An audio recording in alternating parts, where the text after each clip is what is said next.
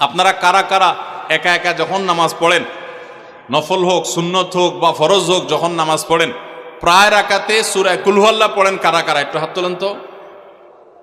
আচ্ছা, হাত নামান। খুশি হইয়া হাত তুলছেন, মনে করছেন প্রশংসা পাবেন। প্রশংসা না, বরং একটা বদনাম পাওয়ার ভয় আছে। সূরা ইখলাস, এটাকে আমরা সাধারণত কুল হুয়াল্লাহ সূরা বলি, তাই না? ইখলাস মানেটা কি?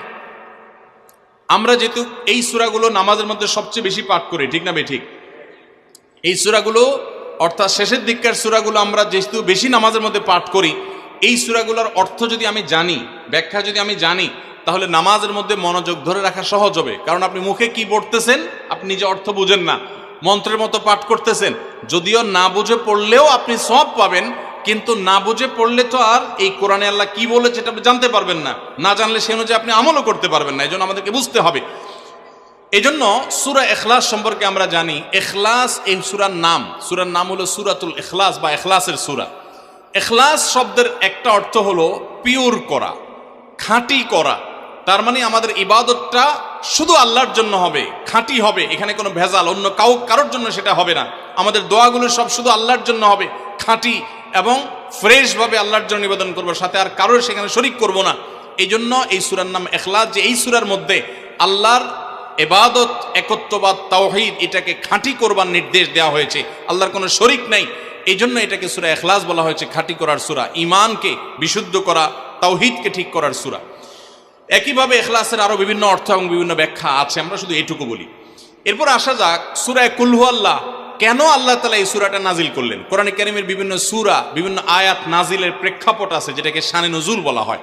কেন এই সূরা আল্লাহ তাআলা আমাদেরকে দিয়েছেন, এ সম্পর্কে প্রিয় নবী সাল্লাল্লাহু আলাইহি সাল্লামের এক সাহাবী, তার থেকে একটি হাদিস বর্ণিত আছে। সেই হাদিসের আলোকে আমরা জানি যে মক্কার মুশরিকরা, মক্কার কাফিররা, অবিশ্বাসীরা, তারা প্রিয় নবী সাল্লাল্লাহু আলাইহি সাল্লাম যখন তাওহীদের দাওয়াত দিলেন, আল্লাহর পথে আসার দাওয়াত দিলেন, তারা বলল, মুহাম্মদ, আমরা তো সবার বংশ পরিচয় জানি। সেই যুগে মানুষ ওটের পর্যন্ত বংশ পরিচয় জানতো, শিখতো। তো নবী সাল্লাল্লাহু আলাইহি সাল্লামকে তারা জিজ্ঞাসা করেছে, মুহাম্মদ, তোমার যে আল্লাহর কথা বলো, ঈমান আনার জন্য বলো, তোমার আল্লাহর বংশ পরিচয়টা একটু আমাদেরকে জানাও। মক্কার মুশরিকদের এরকম হাস্যকর দাবি শোনার পর প্রিয় নবী সাল্লাল্লাহু আলাইহি সাল্লামের প্রতি আল্লাহ তাআলা এই সূরা নাজিল করে তাদের এই প্রশ্নটা যে অবান্তর, আল্লাহ তাআলার যে কোনো বংশ পরিচয় নাই, আল্লাহর যে কোনো জন্মদাতা নাই, তিনি যে কোনো জন্মদাতার মুখাপেক্ষী নন, সে বিষয়টাকে আল্লাহ তাআলা বিশদভাবে এই সূরাতে বিবৃত করেছেন, বর্ণনা দিয়েছেন। এই জন্য ওই প্রেক্ষিতে এই সূরাটা নাজিল হয়েছে। কোন কোন উলামা ইকরাম, কোন কোন মুফাসসিরগণ অবশ্য